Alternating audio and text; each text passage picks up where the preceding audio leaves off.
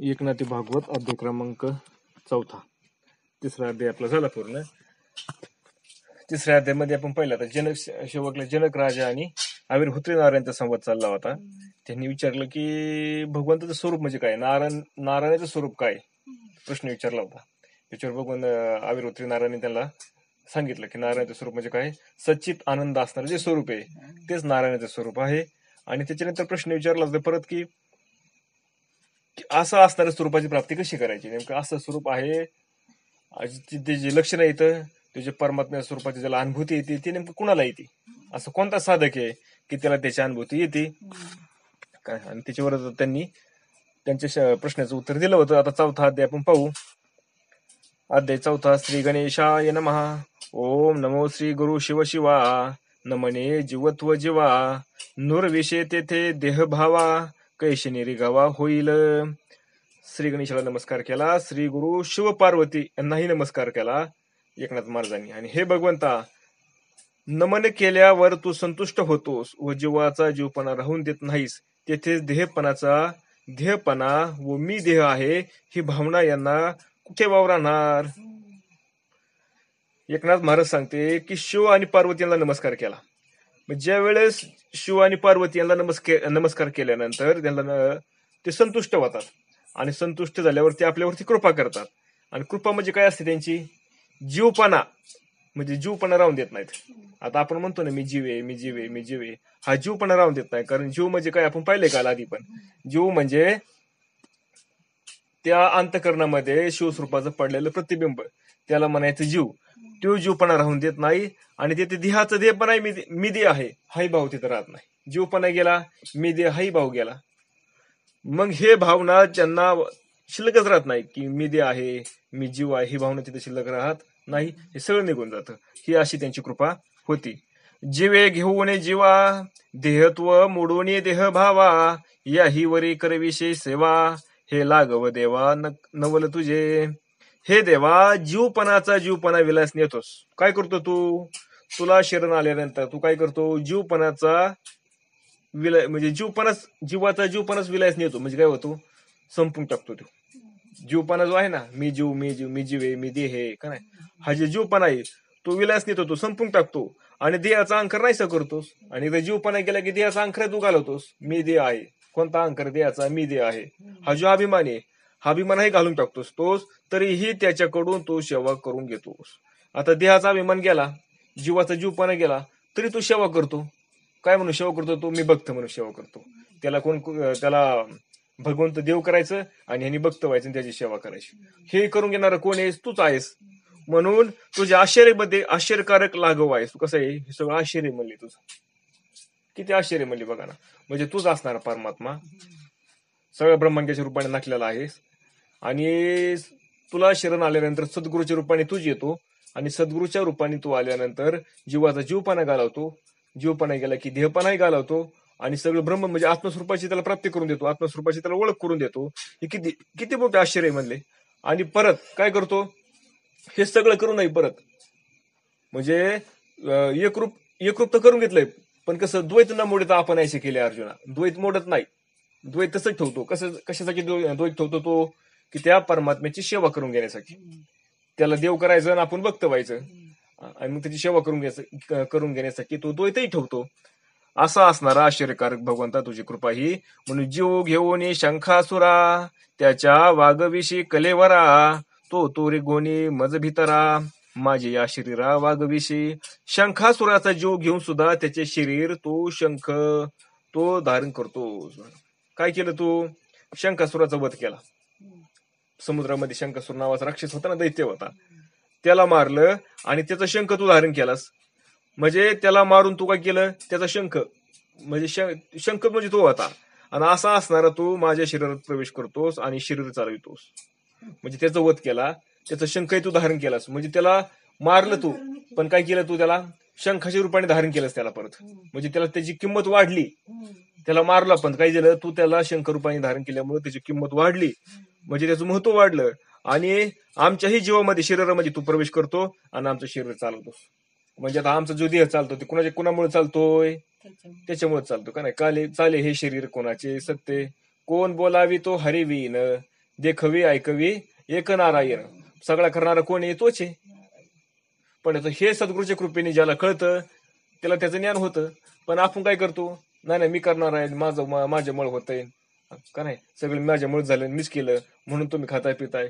हा काय सगळा हा ध्येयाचा अभिमान आहे. इथं आपल्या सत्तेने काहीच होत नाही.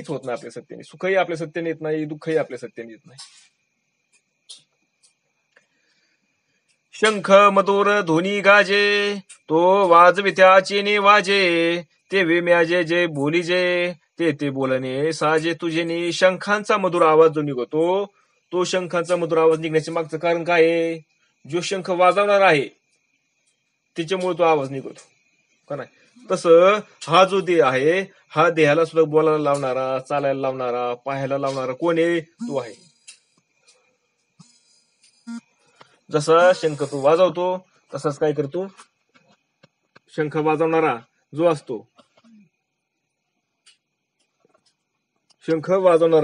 तो वाजवणारा असल्यामुळं त्याच्यामुळे शंख वाजतो. तसं ह्या देहाला सुख वाजवणारा म्हणजे देहाला बोलायला लावणारा, चालायला लावणारा, पाहायला लावणारा कोण आहे? तूच आहेस.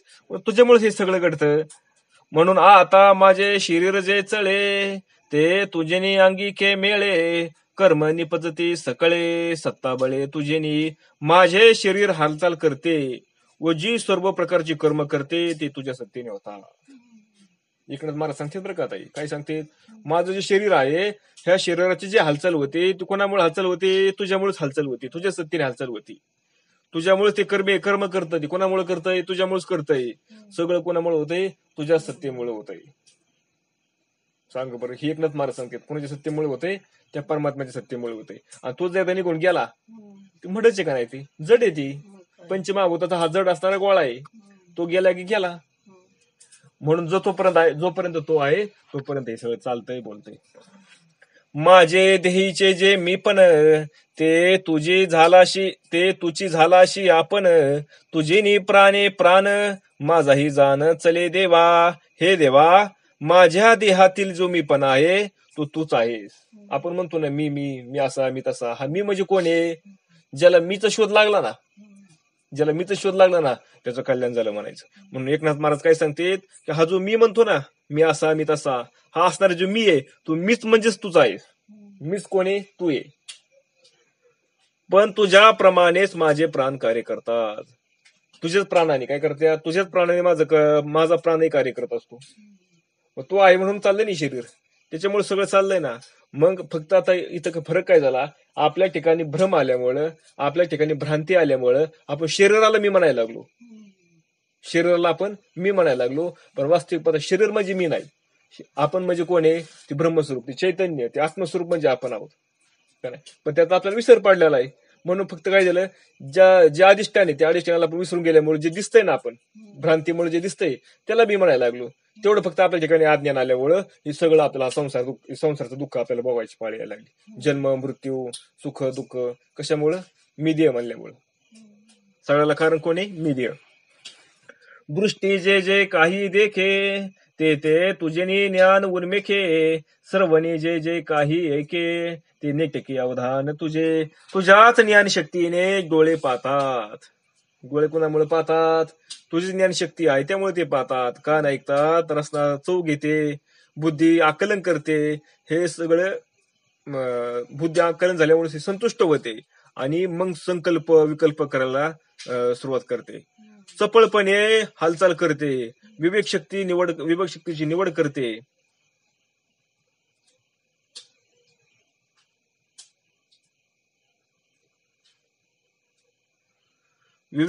निवड करते. वाणी बोलते. ज्ञानशक्ती तुझ्याच बलाने सर्व काही जाणते. हे सगळं जे होतंय, ज्ञानाची शक्ती वाढते, विवेकाची शक्ती वाढते, विवेक तयार होतो. हे सगळं जे हालचाल होतं कोणामुळं? हे सगळं तुझ्या सत्तेमुळे होते भगवंता.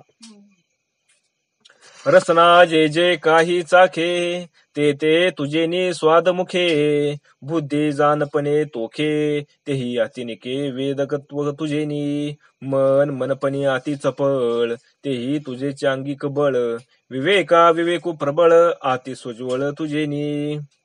वाचा जे जे काही वदे ते वाचिकत्व तुझे निशब्दे बोधू जेने उद्बोधे तो तुझे प्रबोधे प्रबोधू जागृती जागे तुझे हरिके स्वप्न स्वप्ना तुझे देखे सुषुप्ते सुखावे जेने सुखे पूर्ण संतोखे तुझे जागृती स्वप्न झोप हे सर्व जे काय अनुभव येतात ना मला आता मी जागा आहे आता मला झोप लागली मला स्वप्न पडतंय मला गाढ झोप लागली हे जेवढे काय अनुभव येतात हे सगळे कुणामुळे येतात त्या परमात्म्यामुळे येतात जो विषयांचा भोग भोगतो आपण जे भोगतृत्व म्हणजे काय भोगतृत्व म्हणजे विषय भोगणारा मी आहे हा जो असं जे आहे ते सगळं कोणामुळे होतंय त्याच्यामुळेच होतंय माझा मीपणा हे तुझे स्वरूप आहे म्हणजे वास्तविक जे आपण मी म्हणतोय ना हा मी म्हणजेच तू आहे मी जे जे विषय भोगी ते भोगतेपणा तुझे अंगी तुझे निज संयोगी मी पण जगी वर्तविशी मज माझे करुणी खांब सूत्र तू झालाशी सूत्रधार हलवून या निज सूत्र कर्म विचित्र करविशी तू सूत्रधार झालास तू कोण आहे सूत्रधार आहे म्हणजे अधिष्ठान असणारा जो मूळ परमात्मा आहे तो तू आहेस आणि आम्ही काळसूत्र म्हणजे भावल्या काळसूत्री म्हणजे दुरी वर्षे बावले आम्ही आहोत तू काय करतो कोणत्या बावलीला कसं चालवायचं कोणत्या बावलीला कशा उड्या मारायला लावायच्या ती तू ठरवतो तू दोऱ्या वाढायच्या आणि आम्ही नाचायचं असं असणार आम्ही भावले आहेत असं विचित्र ही कर्म करून घेतोस तू आमच्याकडनं विचित्र असं असणारं कर्म तू करून घेतोस म्हणून आता सांग बरं खरंच नाहीतरी खरं सगळं करणारा कोण आहे तोच करून घेणार आहे का नाही आपण जर काय एखाद्या मनाने ठरवलं मला असं असं करायचंय होतं का आपलं नाही होत का होत नाही कारण ते आपल्या हातामध्ये नाही आणि जर झालंच आपल्याकडनं तर आपण म्हणतो हा मी होतो म्हणून झालं मी केलं म्हणून झालं आणि आपल्याकडनं जर नाही झालं आपण काय म्हणतो माझ्या नशिबातच नव्हतं मी भरपूर प्रयत्न केले बरं का पण माझ्या नशिबातच नव्हतं म्हणून झालं नाही म्हणजे तिथं नाही झालं की तिथं नशीब आलं आणि झालं की मग मी केलं म्हणायचं त्याची सत्ताच नाही यशिया श्री जनार्दना जग चेतवित्या चिदघना कृपाळुवा जगजीवना नमन श्रीचरणा तुझे नि तुझ आशा जगचालक चैतन्य घन कृपाळू असणारा जगजीवनाचा चरणांना माझे नमन असो बघा असा असणारा जगचालक जो चैतन्य घन असणार आहे जो कृपाळू आहे जगाचा जीवन असणार असा जो परमात्मा आहे मी तुला नमस्कार करतो या परी मज माझी तू चाळिता चाळकत्वे करविशी ग्रंथा तेथे मी एक कवित्व करता हे जानवी तत्वता स्थूळ बुद्धी ह्याप्रमाणे तू चालकत्वाने मज कडून ग्रंथ लिहून घेतोस आता ग्रंथ हा मी लिहितोय एकनाथ महाराज काय सांगतात हा ग्रंथ मी लिहितोय पण फक्त निमित्त मात्र केली तो या द्याला वास्तविक पाहता हा ग्रंथ लिहायचं ही कोणी इच्छा कुणाची तुझीच आहे ही ग्रंथ लिहिण्याची इच्छा आहे तुझीच आहे काय लिहायचंय ग्रंथामध्ये ती तूच ठरवतोस आणि जे काय लिहायचंय तीच असणार त्या बुद्धीमध्ये स्फुरण करतो आणि या हाताकडून लिहून घेतोय तू एकनाथ हाकून काय करतोय तू लिहून घेतोय म्हणजे सगळा करणारा कोण आहे तूच आहेस म्हणून मी तरी स्वतःला कवित्व करणार कशाला समजू आणि जर समजत असेल तर हा माझा भ्रम आहे ही माझी जड बुद्धी आहे आणि जड बुद्धी असेल तर ती कवी असं काव्य तयार करेल का नाही करेल भाऊ एकनाथ महाराज असे सांगतेत काय सांगतेत ही कवित्व करणार तू आहेस माझी जी जड बुद्धी मी काही ते करू शकत नाही असं कोण सांगतोय एकनाथ महाराज सांगते आणि आपण मात्र म्हणतो मी प्रवचन सांगतो मी कीर्तन सांगतोय मी हे करतोय मी ते करतोय का नाही हा का आपल्या ठिकाणी मी अजून म्हणून तर आपल्याला ते अनुभव येत नाहीत एकनाथ महाराजांकडे शांती होती आपल्याकडे काही शांती नाही अजून आपलं मी गेलेला नाही म्हणून आपल्याकडे शांती नाही त्याच्या घरात एका एको जनार्दनी की जनार्दनू एकपणी येथा पृथक नामांची लेणी लिहून एकपणी मिरविशी तू एकनाथ जनार्दनामध्ये एकरूप आहे बघा एकनाथ असणारे जे जनार्दन स्वामी येतं म्हणजे कोण सद्गुरू असणारे जनार्दन आणि सद्गुरू आणि परमात्मा ते वेगळे समजत नाहीत बरं का आणि वेगळे नाहीतच एकच येते मग असे असणारे एकनाथ महाराज आणि जनार्दन हे दोघं एकच रूप आहेत आणि जनार्दन एकनाथाच्या रूपाने केवळ भिन्न नाव घेऊन मिरवत आहे पण जनार्दन स्वामी असणारे म्हणजे कोण तो परमात्मा म्हणा किंवा तो सद्गुरू काय एकनाथाच्या नावाने तिने वेगळं रूप धारण केलंय कोणी जनार्दनानेच वेगळं रूप धारण केलंय आणि एकनाथाच्या नावाने तो मिरवतोय कोण जनार्दनच नाहीतरी कोणी सांगा बरं अख्ख्या जगताच्या रूपाने तोच मिरवतोय सगळा परमात्माच मग आता जनार्दन एकनाथाचं रूप असन किंवा आपलं असन किंवा आणखी पशु पक्ष्यांचं रूप असतं कुणाचे रूप आहे सगळे त्याचीच रूप येतं आणि त्यांच्याच रूपाने हा मिरवतोय कोण हा परमात्मा असणार ह्या विश्वाच्या रूपाने कोण मिरवतोय? तोच मिरवतोय सगळा. म्हणून हे ते माझे सद्गुरू जनार्दनच आहेत. म्हणून तोच असणारा जनार्दन ते माझे सद्गुरूच आहेत. तोच काय झालेला आहे? माझे सद्गुरू होऊन आलेला आहे. कारण माझ्या विठोबाचा काहीसा प्रेम भाव आपणच देव होय गुरु. ज्यावेळेस त्या भक्ताची काय होती अधिकार स्थिती तयार होती ना, त्यावेळेस त्या परमात्म्याला दम निघत नाही आणि तो सद्गुरू होऊन येत असतो. म्हणजे तो सद्गुरू झालेला आहे. म्हणून साधकाचा असा भाव असावा की सद्गुरूच माझा परमात्मा आहे. जेवढं परमात्मा तू किंमत देतो ना, तेवढं सद्गुरूला त्यांनी किंमत दिली पाहिजे, उपाधी सहित. म्हणून जेवे कनकाचे भूषण की भूषणे कनक संपूर्ण, तेवे एका आणि जनार्दन एकत्वे जाण जनार्दनाची. ज्याप्रमाणे सोन्याचा दागिना सोन्यानेच भरलेला असतो, सोन्याचा दागिना आहे, त्याच्यामध्ये काय सगळं सोनचे, अगदी तसंच ते सगळं सोनेचे. त्याप्रमाणे जनार्दन आणि एकनाथ ही एकत्वाने जनार्दनच आहेत. जनार्दन असेल किंवा एकनाथ असेल, हे दोघं कोणी स्वरूपाने एकच येतं, ते वेगळे नाहीतच. उपाधिनी सुद्धा वेगळे नाही. कारण त्यांच्या उपाधिनी जर पाहिलं तर त्यांच्यामध्ये पंचमहाभूती आहेत आणि हे मध्ये पण पंचमहाभूती आहेत. तोही मनुष्याचा आकार आहे, हा पण मनुष्याचा आकार आहे. म्हणून कुठल्याच रूपाने ते वेगळे नाही, सगळी कृपच आहेत. ऐशी कोणी विनवणी सद्गुरु तुष्टला संतोषिनी, ते भिन्न भिन्न सोसणी न लगे निरूपणी करणे तुझ. एकनाथांची अशी विनंती ऐकून सद्गुरु संतुष्ट झाले आणि सद्गुरूला आनंद झाला, समाधान वागलं. वा वा म्हणले, माझ्या एकाला चांगलं ज्ञान झाले आता. आणि काय म्हणतात पुढे बघा, निरूपण करण्यासाठी तुला अशी भिन्न भिन्न कल्पना करण्याची आवश्यकता नाही. म्हणले काय गरज आहे तुला अशी वेगवेगळी आवश्यकता करायची? तुला निरूपण करायचंय ना, तू निरूपण कर. जे कापुरा आगे झगटे, तेव्हाची कापुरत्व खुंटे, सच शिष्याची सद्गुरु भेटे, तेव्हाची पिटे भिन्न भेदू. कापुराला अग्नी लागला म्हणजे त्याचा कापूरपणा नाहीसा होतो. कापुराच्या वाती उजळल्या ज्योती, ठाईची समाप्ती झाली जायची. अगदी तसं कापुराला अग्नी लागला रे लागला. बरं त्याला असं आहे का कवर त्याला असं काडी लावून धरावं लागते? अग्नी जवळ जाऊस तर दम किती लगेच पेट देतो. कसं आहे त्याला आधी रॉकेल वाटायचं पुढे असं आहे का? नाही ना, लगेच पेट घेतो. म्हणजे तसा त्या साधकाचा अधिकार असतो.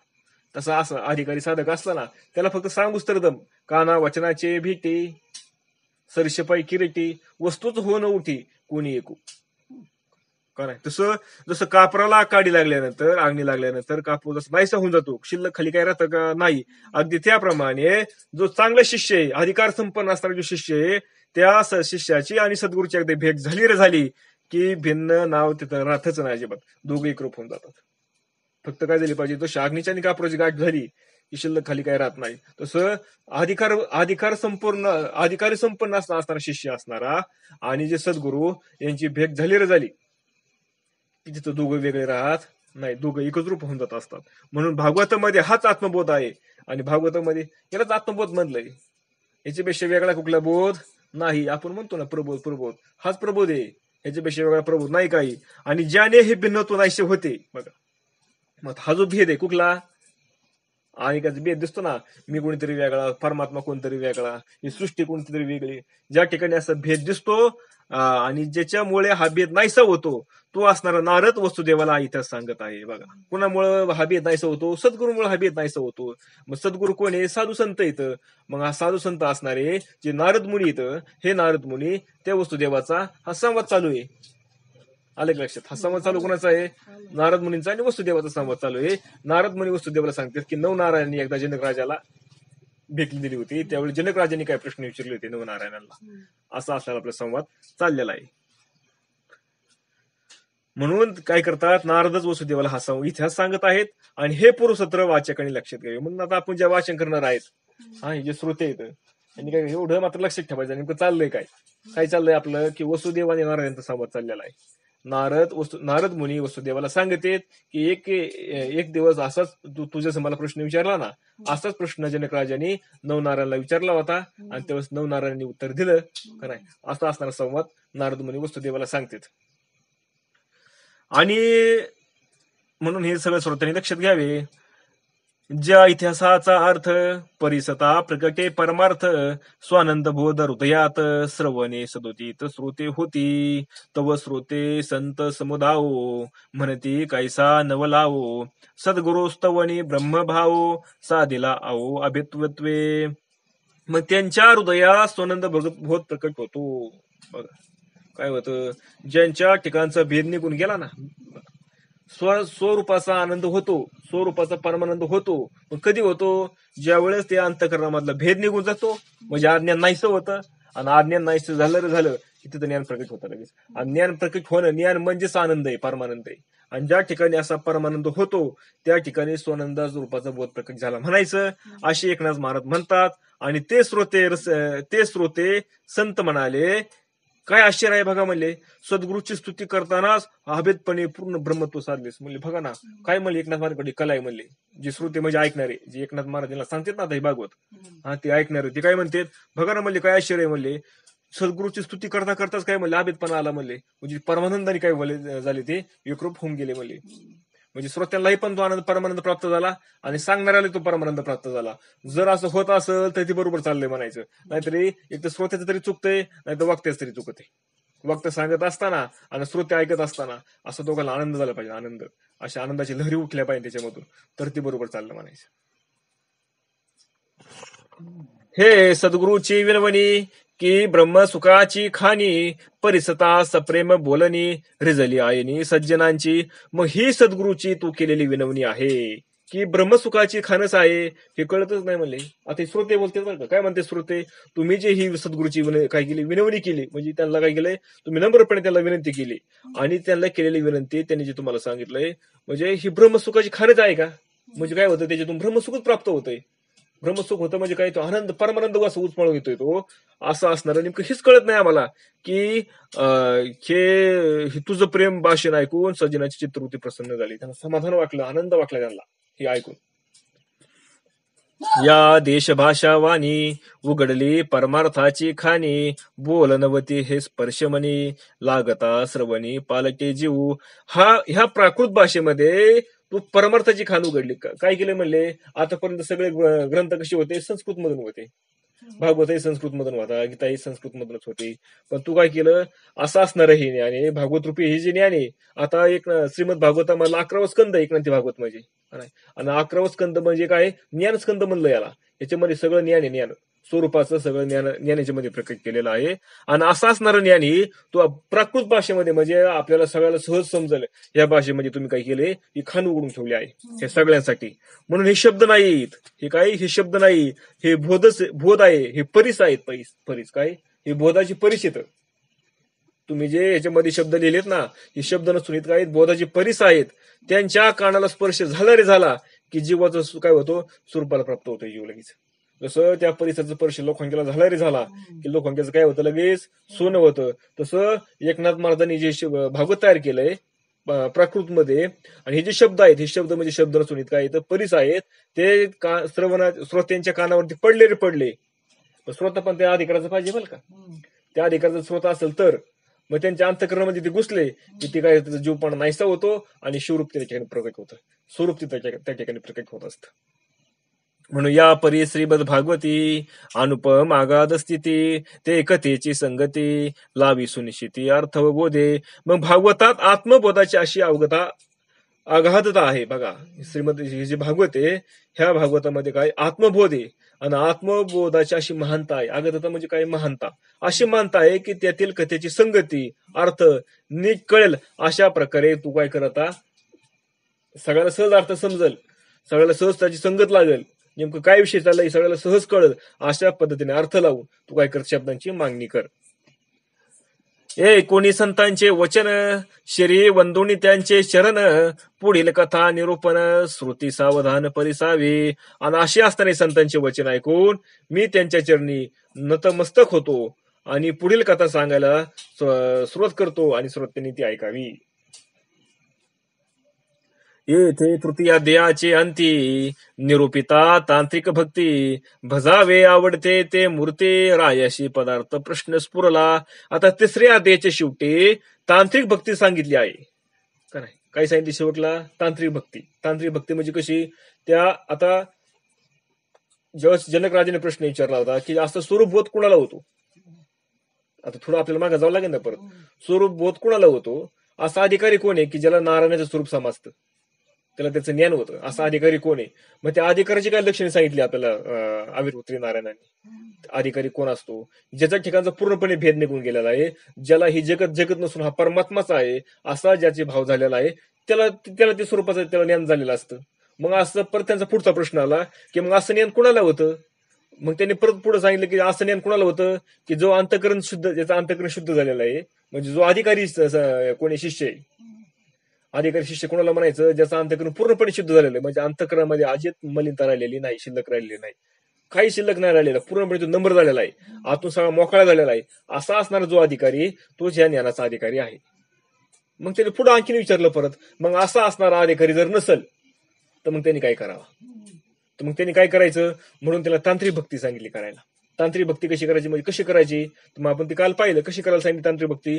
सगुणाची मूर्ती, काय सांगितलं? सगुणाची मूर्ती, तिचं पूजा पूजा पाठ पूजाविधी कसा करायचा ते सांगितलं आपल्याला. मग अशा असणारा पूजाविधी करताना आपलं चित्त, आपलं मन त्या ठिकाणी असलं पाहिजे. बरं, त्यानंतर करता करता आपलं जे चित्त आहे, आपलं जे मन आहे, म्हणजे बाह्य बाह्य म्हणजे बाहेरही काय करायचं? ती पूजा करायची मूर्तीची, आणि तीच पूजा परत डोळे दाखवून आपलं मानसिक, आपण म्हणतो ना मानसिक पूजा, का नाही, मानस पूजा, डोळे दाखवून तीच मूर्ती आपल्या अंतःकरणामध्ये काय करायची? प्रकट करायची. आणि तिला मग स्नान घालायचं, तिला गंध लावायचं, का नाही, तिला म्हणजे स्नान घालायचं, तिला चंदनाने स्नान घालायचं, चंदन लावून, चंदनाचं लेप लावून, मग तिला परत शुद्ध दुधाने स्नान घालायचं, दह्याने स्नान घालायचं, म्हणजे पंचामृताने आपण त्याला थोडक्यात म्हणायचं, पंचामृताने स्नान घालून शुद्ध पाण्याने स्नान घालायचं, परत त्यांचं अंग पुसतायचं, परत म्हणजे तिला हे करायचं काय, मग त्याला स्वच्छ असे कपडे घालायचे, अलंकार चढवायचे, आणि त्याला गंध लावायचा, आणि त्यांची आरती ओवाळायची, त्यांना प्रसाद वाढायचा, आणि त्यांचं दर्शन घ्यायचं. अशा पद्धतीने कुठं? अंतःकरणामध्ये, म्हणजे डोळे झाकून त्या मनामध्ये, त्या चित्तामध्ये अशा प्रकारे त्यांची काय करायची? पूजा करायची. आणि ती पूजा झाली एकदा की मग लगेच झालं का? नाही. मग ती पूजा झाल्यानंतर जे आपण पूजा केली ना, ज्या मूर्तीचं आपण काय केलं होतं, स्मरण केलं होतं, त्या मूर्तीचं परत तिला विसरायचं नाही. ती सतत सतत पुढे राहिली पाहिजे आपल्या. कुठं? मग आपले उद्योग करताना पण आपण तिथून उठलो, आता मानसपूजा झाली आपली, आपण उठलो, प्रपंचातले आपण आपलं कार्य करायला लागलो, पण ते कार्य करत असताना मुखामध्ये नामस्मरण आणि अंतःकरणामध्ये ध्यान. मुख्य नाम हृदय ध्यान हेची परमार्थची साधन. मुख्य नाम हृदय ध्यान हेची परमार्थ साधन. निळोबाऱ्यांचा अभंग आहे, ते सांगतात काय? मुखामध्ये नाम आणि हृदयामध्ये त्याचं ध्यान पाहिजे त्याच्या मूर्तीचं. तसंच एकनाथ महाराजांनी काल सांगितलं की अविर्भूत्री नारायण सांगतात जनक राजाला की त्यांनी जो असं करेल की त्याचं अंतःकरण लवकर शुद्ध होईल, त्याला सद्गुरूची प्राप्ती होईल, आणि सद्गुरूची प्राप्ती झाल्यानंतर त्याला तो बोध प्राप्त होईल. असं आपण काल थोडक्यात तिसऱ्या अध्यायामध्ये पाहिलं होतं. आता ते सांगतात तांत्रिक भक्ती कशी करायची ते सांगितले. आवडेल त्या मूर्तीचे भजन करावे असे सांगितले. गेले त्यावरून राजाला पुढील प्रश्न स्फुरला. बघा, मग आता हे झालं. आता ह्याच्यावरती परत राजाला आणखी पुढचा प्रश्न तयार झाला.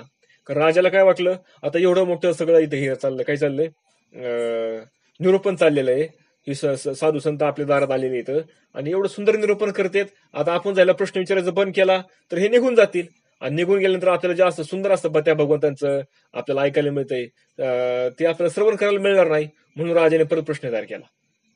बघा आता पुढे काय प्रश्न विचारतात ते.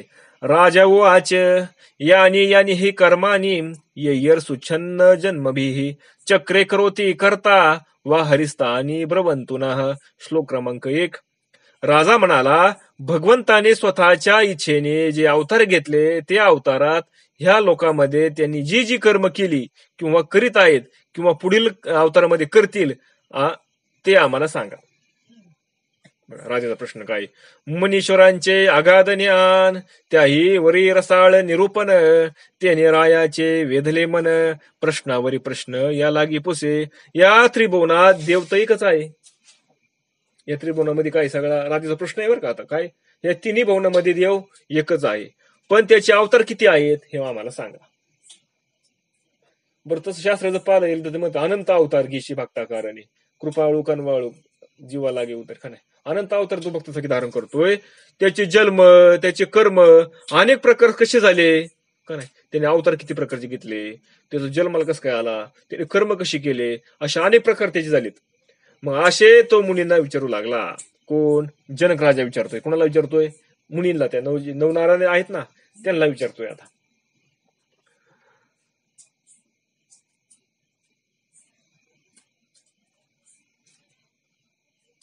मुनीश्वरांचे आघात पुढे मुनीश्वरांचे ज्ञान आघात होते आणि ते निरूपण त्याही पेक्षा रसाळ होते. त्यामुळे राजाचे मन वेधले आणि तो प्रश्नावर विचार करू लागला. मुनीश्वरांचं पण त्यांच्याकडे ज्ञान, आता ते संत महात्मेच होते ते आलेले 9 जण, आणि तर त्यांचं निरूप त्यांच्यापेक्षा रसाळ होतं. गोड रसाळ म्हणजे काय, गोड, कानाला गोड लागणार. जसं जिबीला आपण साखर खाल्लं कशी गोड लागते, तसं ते शब्द कानाला ऐकायला मिळाले की कानाला असं गोडावं वागतं. त्यांनी किती पण ऐकावं वागतं, किती वेळ ऐकत राहावं वागतं, ते बंदच करावं नाही असं वागतं. असं असताना त्यांचं निरूपण होतं, रसाळ होतं. त्यामुळे राजाचे मन वेधले गेले त्याच्या कुणाकडं, त्या ऋषीमुनींकडे. म्हणून त्यांनी त्याला प्रश्न विचारला. तो म्हणे, देवादी देवा हरी, सो लीला कैसे जन्मे धरी, स्वेच्छा जे जे कर्मे करे, ते आघात थोरी मज सांगा. तो म्हणाला, हे देवा, हे देवादी देवा हरी, म्हणजे काय, तुम्ही देवाचे देव असणारे, हरी असणारे तुम्ही, जे असं असणारा तो परमात्मा आहे, स्वतःच्या लिलेने तो अवतार कसा धारण करतो? देवादी देव असणारा जो परमात्मा आहे, स्वतःच लीला करतो. तो स्वतः लीला करता म्हणजे कसा करतो? तो सगळा तोच झालाय ना, स्वतः सगळा तोच होतो. खेळ त्याने मागला ना सगळा. मग ह्या खेळामध्ये परत स्वतःच खेळ खेळायला अवतार धारण कसा काय येतो? आणि स्वेच्छेने कोणकोणती कर्म करतो? बरं, आल्यानंतर काय करतो? स्वतःच्या इच्छेनेच कोणते कोणते कर्म करतो तो? त्याच्या आघात म्हणजे काही थोरवाय जे मोठेपणा आहे तो मला सांगा. म्हणते, देवा नाही जन्म, ते ते कैचा पुससी कर्म, देव आरूप अनाप, ते अशी जन्म कर्म असे ना. तुम्ही कदाचित असे म्हणाल की देवाला जन्मच नाही, आणि मग तू ते कर्म कसले विचारतोस? तुम्ही काय म्हणता? तुम्ही मला प्रश्न विचारता मला काय, अरे देवाला जन्मच नाही, आणि मग देव जर जन्मच नाही म्हणल्यावर तो कर्म करेल कसा? तुम्ही मला कदाचित असं विचारताल, जनक राजा म्हणतोय. तर त्यावर उत्तर असं, परत राजा सांगतोय, तुम्हाला जर असं तुम्ही मला प्रश्न विचारला तर त्याला उत्तर असं, देव आरूप अनाप आहे, त्याला जन्म कर्म नाही. देव कसा आहे? आरूप आहे, म्हणजे रूपरहित आहे. आरूप आहे तो, त्याला रूप नाही कसलं. असा असणारा अनाम आहे, म्हणजे त्याला नाव नाही, असा असणारा देव आहे. मग तो जन्मा परी जन्म धरी, अकर्मा परी कर्म करी, विधेयी तो देहधारी, होऊन संसारी स्वधर्म पाळी. पण त्याला जन्म नसूनही स्वेच्छेने तो अवतीर्ण होतो. त्याला जन्म नाही, परमात्म्याला जन्म नाही, पण तो काय करतो? त्यांनी खेळ मागलाय ना हा. आता कसा खेळ मागलाय आपण पाहिले आधी. आधी एकट्याच होता, त्यांनी त्याच्याकडे कल्पना तयार झाली. कल्पना म्हणजेच माया तयार झाली. त्या मायेमध्ये त्यांनी हा खेळ मागलाय, सगळा ईश्वर होऊन आलाय तो, आणि हा खेळ खेळतोय, आणि विषयरूपाने येऊन तो जन्म घेतोय. मग असा असणारा अजन्म असूनही त्याला जन्म नसलेला, पण तो अवतीर्ण होतो. ह्या दृश्य जगात म्हणजे जे दिसणारे जग आहे आपल्याला, ह्या जगामध्ये तो वावरताना दिसतो, कर्म करताना दिसतो आपल्याला, पण त्याला कर्माचे बंधन पडत नाही. मग त्यांनी कितीतरी माणसं मारतोय तो, का नाही मारत? आपण एखादा मारला की लगेच पाप झालं आपल्याकडून. एखादा जीव मेला आपल्याकडनं की लगेच पाप झालं. त्याला पाप नाही. त्यांनी 16,000 बायका केल्या, आपण एक दुसरी करायची म्हणजे तरी आपल्याकडे लगेच पाप होतंय. मग असं कसं त्याला कर्माचं बंधन त्याला कसं काय नाही? मग असा असणारा तो परमात्मा या जगात त्या अवतारप्रमाणे कसा कर्म करतो ते मला सांगा. त्याच्या अवतारांची स्थिती, कवन जन्म कवन व्यक्ती, किती अवतार किती मूर्ती, कृपेने मजपती सांगा स्वामी. त्यांचे अवतार कसे झाले, कोणते अवतार झाले, त्या व्यक्ती कोणत्या, किती अवतार झाले, हे सगळे मला कृपा करून तुम्ही सांगा. जे का अतीत अनागत वर्तमान जे प्रस्तुत, ते अवतार समस्त इतभूतम सांगावे. अर्थात त्यांचे पूर्वीचे अवतार, त्यांचे भावी अवतार म्हणजे आधी घेतलेले अवतार. भावी अवतार म्हणजे आता याच्या मागचे अवतार झालेले अवतार, आणि सध्याचे अवतार, सध्याचे काही जे अवतार असतील ते सगळे अवतार तुम्ही मला सांगा. हरिचरित्र अवतार गुण प्रतिपादन करावयाचा प्रश्न, तो सांगावया जयंती नंदन स्वानंदी पूर्ण द्रुमीला सांगे. याप्रमाणे राजाने हरीचे चरित्र अवतार याविषयी प्रश्न केला. राजाने कोणता प्रश्न विचारला की भगवंताचं चरित्र काय आहे, त्याने कोणते अवतार धारण केले, हे प्रश्न विचारले. म्हणजेच ह्याचे उत्तर जयंत म्हणजेच जयंतीचा पुत्र द्रुमिल हे मुनी सांगू लागले. आता ह्या प्रश्नाचं उत्तर कोण देत आहे? जयंतीचा जे पुत्र असणारे द्रुमिल मुनी इथं ते सांगू लागले. जे 9 नारायण होते ना, ते 9 नारायणापैकी जे द्रुमिल मुनी इथं जे द्रुमिल नारायण आहेत ते या प्रश्नाचं उत्तर देतात.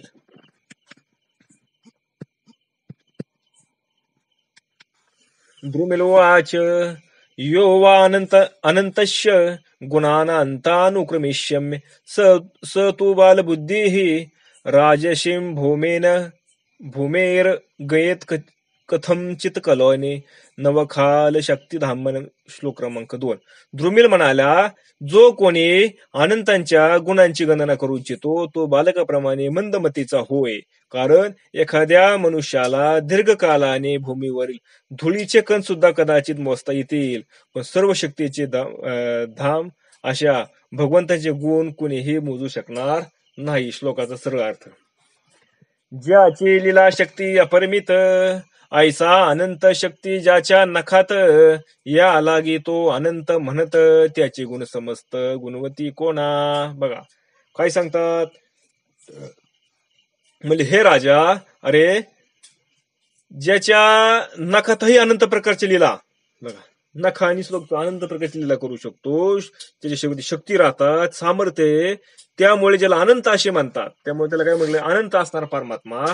त्याच्या सर्व गुणांची गणना कोण करणार आहे सांग बरं. इथं कोणामध्ये एवढं सामर्थ्य आहे की त्याच्या अनंत जन्माचे अनंत लीला केलेलं आहे, त्यांनी त्याचं वर्णन करावा, त्याचं गुणगण गावा. कोणामध्ये सामर्थ्य हे सगळं आहे का कोणामध्ये? कारण त्याच्याशिवाय हे सामर्थ्य दुसरं कोणाकड नाही. म्हणून त्या अनंताची गुणसमृद्धी गणू म्हणे तो बालबुद्धी. जेविका आकाशाची वृद्धी मुंगे त्रिशुद्धी न करवे माप. अरे मी त्या अनंताच्या गुणांची गणना करतो असं जर कोण म्हणत असेल, तू असताना परमात्मा, त्याने कोणते अवतार धारण केलेत, त्याने काय लीला केल्यात, तू काय काय करतो, असं जर कोण सांगत असेल, कोण म्हणला ना की मी सांगतो असं त्याने काय काय केले ते, असं जर कोण म्हणणार असेल तो बालबुद्धीच म्हटला पाहिजे. म्हणजे काय, लहान बाळ नसतं काय, एखादं लहान मूल 7 वर्षाचं, ते काय म्हणतं, ती काय पण गप्पा मारित, त्याला काय असतं का? म्हणून तसं हा जो वर्णन करू शकत नाही तरी हा काय म्हणतोय का, मी करतो ते, मग करतो म्हणजे त्याला अजून त्याचा मेळ लागलेला नाही, तरी करतो म्हणजे याची बुद्धी कशी आहे, बालबुद्धी. म्हणून मुंगीला आकाशाचा जो विस्तार कधीही मोजता येणार नाही. कधी येईन का सांगा बरं? मुंगीला सांगितलं आकाश मोजून येतो, येईन का मोजायला मुंगीला आकाश? नाही येणार. मग तसं आपण याच्या आधी पण उदाहरणं पाहिलेत. जसं म्हणले पाण्यातल्या मासाला सांगितलं समुद्र सांग केवढा आहे, सांगता येईल का त्याला? नाही सांगता येणार. तसं ज्या परमात्मा हे सगळ्या रूपाने दाखलेला असताना त्याच्यामध्ये जीव होऊन आलाय आणि त्याला जर विचारलं तू सांग बरं म्हणले त्याचे अवतार काय आहेत, तू काय काय करतोय, त्याला काय सांगता येईल? किती सांगू तू सांगून. म्हणून सागरीचे जळ संपूर्ण केवी गणू शके लवण. तेवी अनंताचे अनंत गुण आकाळी कवन निज सत्ता. तसेच मिठ्याला समुद्रातील सगळे पाणी मोजताच येणार नाही. येईन का सांगा बरं? मिठ्याला सांगितलं मिठ्याचा खडा आहे आणि त्याला सांगितलं समुद्रामधलं पाणी किती ये मोजून जा, आणि तू गेला समुद्रातलं पाणी मोजायला, तू मागे येईन का परत? नाही ना, का ते पाणी शिकृप होऊन जाईल. तसं मग त्याप्रमाणे अनंताचे गुण स्वतःच्या हिमतीवर कोणी बरे आकलन करेल सांग बरं? कुणाला सांगतील का स्वतःच्या हिमतीवर? आणि जर एखादा गेलाच त्याचं गुण आकलन करायला, तर तो शिल्लक राहील का खाली? त्याच्याशी एकरूप होऊन जाईल. आणि मग परत सांगायला कोण येणार आहे? कोणीच येणार नाही. म्हणून एक तो ज्याचं वर्णन करायला गेलाय ना तो परत माघारी आलेला नाही, आणि जो वर्णन करतो म्हणतोय ना त्यामुळे त्याची बुद्धी कशी बालबुद्धी म्हणावं लागेल. पर्जन्याची या आधारा गणिता येथील नृपवरा. पृथ्वीची या दुर्वांकुरा सुखे महावीरा गणिता येते. पावसाच्या धारा मोजता येतील म्हणले, काय होईल? पावसाची धारा मोजता येतील आपल्याला. अरे हे महावीरा, पृथ्वीवरील दुर्वासा सुद्धा मोजता येतील. काय दुर्वा सुद्धा मोजता येतील, म्हणजे गवत किती आहे ते सुद्धा मोजता येईल म्हणले. किंवा वारा फक्त धावे तोही गणिता ते पावे. निमिषाचे यावे त्याशी संभवे गणित राया. अफाट वेगाने वाहणारा वारा जो धावतो त्याचाही वेग मोजता येईल म्हणले. डोळ्यांची उघडझाप किती वेळा होईल हेही सांगता येईल. पृथ्वीची या परिमाना काळे काळे होय गणना. परिभगवंताची या गुणा वेदांसही जाणा गणित नव्हे. पृथ्वीचे मापही कदाचित घेता येईल. बघा पृथ्वी केवढी ही मोजता येईल आपल्याला, पण भगवंतांच्या गुणांची गणना वेदांनाही कधी करता आलेली नाही. तर आपल्यासारखे सामान्य जीव करू शकतात का? द्रुमिल मुनी सांगतात बरं का. आता कुणाला सांगते? द्रुमिल मुनी जनक राजाला सांगतात. आणि द्रुमिल मुनी जनक राजाला हे सांगते. हे कोण सांगते? नारद मुनी वसुदेवाला सांगतात. नारद मुनी वसुदेवाला हे सांगतात. ही कथा कोण सांगते राजा परिषदेला? शुक मुनी सांगतात. अशी ही कथा चालली आहे तिघांच्या मध्ये. भगवंतांचे नाम एक, घेता वेद झाले मुक, त्याचे गुण गणिता सकळिक, शेषाचे मुख दुखंड झाले. अरे राजा, भगवंतांचे एक नाव घेताच वेदमुखी झाले. एकच नाव घेतलं फक्त भगवंताचं, हरी हरी म्हणून, वेदाने ती मुखी झाले, त्यांना बोलता येईना.